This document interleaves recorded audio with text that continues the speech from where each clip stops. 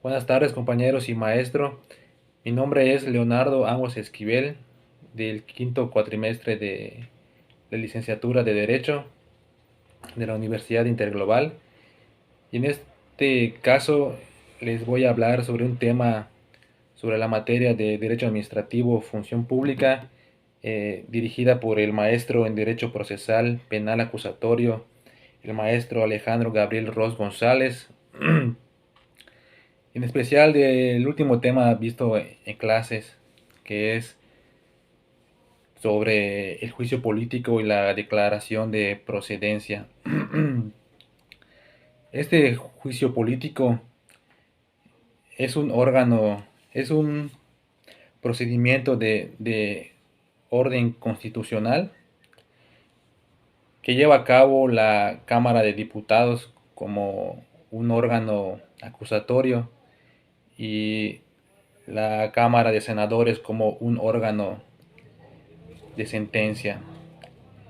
¿Cuándo se lleva a cabo este juicio político? Cuando los servidores públicos caen en conductas que prohíbe el artículo 110 de la Constitución, como por ejemplo conductas que pueden ser malversación de fondos, violaciones a la Constitución, violaciones a las leyes que de la Constitución misma pues emanen. Esta ley de juicio político y declaración de procedencia eh, abroga la Ley Federal de Responsabilidades de los Servidores Públicos, una ley que estuvo desde mucho tiempo atrás. Con esta ley ya queda sin uso.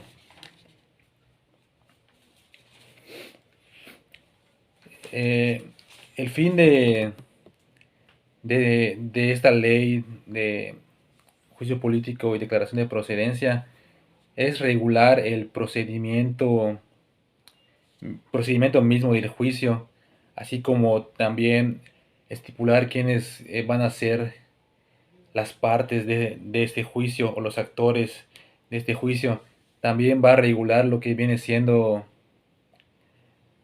a, a las partes que van a llevar a cabo este proceso y cómo llevar a cabo este proceso. Nos dice esta ley que los que podrán ser llevados a juicio políticos son personas públicas, funcionarios públicos como senadores y diputados del Congreso de la Unión, los ministros de la Suprema Corte de Justicia, consejeros de la Judicatura Federal, los secretarios de despacho. Recordemos que hace unas clases igual vimos las secretarías, entonces los titulares de esas secretarías pueden ser llevados a juicio político. Bueno, el fiscal general de la República, entre otros. De igual forma, pueden ser llevados a juicio político los ejecutivos de las entidades federativas, diputados locales, magistrados locales de los tribunales, consejeros de las judicaturas locales. De igual forma, puede ser llevado a juicio el presidente de la República cuando esté en ejercicio de sus funciones. Él puede ser llevado a juicio político por traición a la patria, hechos de corrupción, delitos electorales y además puede ser llevado a juicio por cualquier delito que cualquier persona podría ser llevado a juicio. O sea, va a ser tratado como un ciudadano normal. Eh, en palabra de la senadora Ana Lilia Rivera, nos comenta que esta ley tiene como fin pues regular el procedimiento constitucional y pues que permita llevar a juicio penal tanto al presidente de la República como a los servidores públicos de alta jerarquía. De esta manera, pues queda eliminando el fuero de aquellos servidores públicos, ¿no? De alta jerarquía. Asimismo, pues va a combatir lo que es la impunidad, la corrupción y infinidad de hechos violatorios a la ley que han estado cometiendo los funcionarios públicos.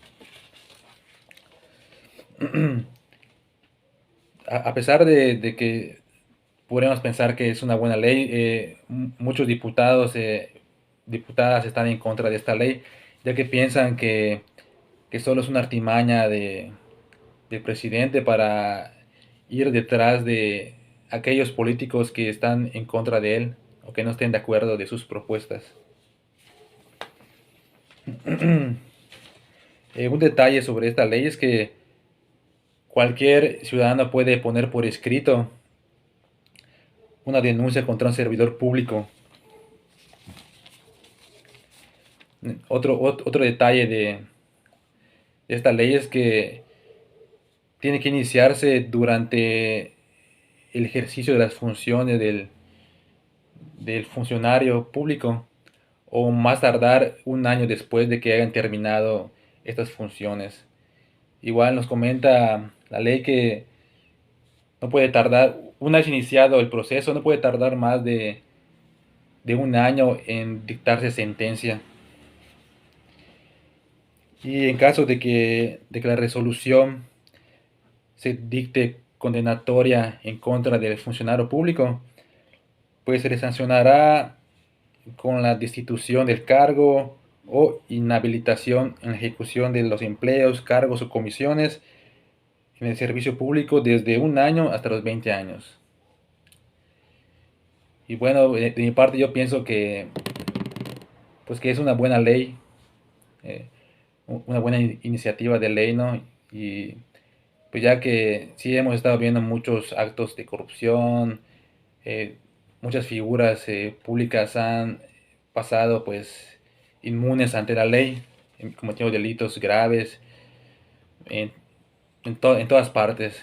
Entonces pues qué bueno que se haya aprobado esta ley y ojalá pues la sigan llevando a cabo al pie de la letra, ¿no? Y por mi parte es todo. Me despido con un cordial saludo y nos vemos hasta la próxima. Gracias. Con respecto a las preguntas que vienen en la tarea, trataré de responderlas de forma breve. La primera es, ¿cuál es el objeto de la Ley Federal de la Administración Pública? En primera parte es establecer las bases de la organización de la Administración Pública y Federal, así como también nos indica las secretarías de Estado que hay en la República y cuáles son sus funciones. La segunda es, ¿quién está a cargo de la Administración Pública Federal? En este caso es el presidente de la República. ¿Cómo se integra el gabinete de secretarios de Estado? Pues por los titulares de las secretarías de Estado, el consejero jurídico del Ejecutivo Federal, el Procurador General de la República y el jefe de la Oficina de la Presidencia. Continuamos con la pregunta que dice, ¿cuántas y cuáles son las secretarías de Estado mexicano? Pues aquí la ley de la Administración Pública Federal, en su artículo 26 nos menciona que son 21 secretarías, entre las cuales está la Secretaría de Gobernación, la Secretaría de Relaciones Exteriores, Secretaría de la Defensa Nacional, Secretaría de Marina, Secretaría de Seguridad y Protección Ciudadana, Secretaría de Hacienda y Crédito Público, Secretaría de Bienestar, la Secretaría de Medio Ambiente y Recursos Naturales, Secretaría de Energía, Secretaría de Economía, Secretaría de Agricultura y Desarrollo Rural, Secretaría de Infraestructura, Comunicaciones y Transportes, Secretaría de la Función Pública, Secretaría de la Educación Pública, Secretaría de Salud, Secretaría de Trabajo y Previsión Social, Secretaría de Desarrollo Agrario, Territorial y Urbano, Secretaría de Cultura, Secretaría de Turismo y la Consejería Jurídica del Ejecutivo Federal. Pasando a la siguiente pregunta, es ¿cuál es el objeto de la Ley de Juicio Político y de Procedencia? El objeto de esta ley es llevar a juicio penal a cualquier funcionario público sin importar su jerarquía, siempre y cuando incurran en los delitos que estipula el artículo 110 de la Constitución. La siguiente pregunta, ¿en qué supuestos procederá el procedimiento de juicio político? Como mencioné, en los supuestos del artículo 110, siempre y cuando los funcionarios públicos cometan ese tipo de delitos, eh, como violación a la Constitución y a las leyes mismas que de ella emanen, o sea, constituciones locales o- o estatales. Eh, ¿Cómo harías una denuncia anónima en contra de un funcionario público? Pues eso se hace mediante un escrito que podemos enviarlo a la Cámara de Diputados. La siguiente pregunta es, ¿qué requisito necesitas para ser secretario de Estado?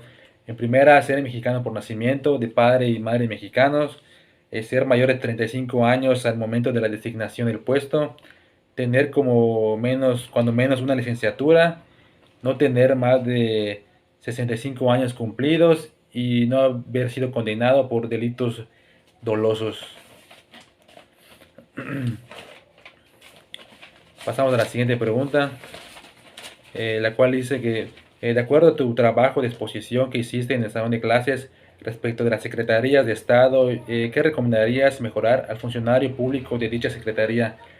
Pues yo le recomendaría usar más espacios públicos para el uso de la cultura, como por ejemplo parques, instituciones, escuelas, siempre enfocados en el arte, para alejar a la sociedad de vicios y adicciones. Y eso es todo.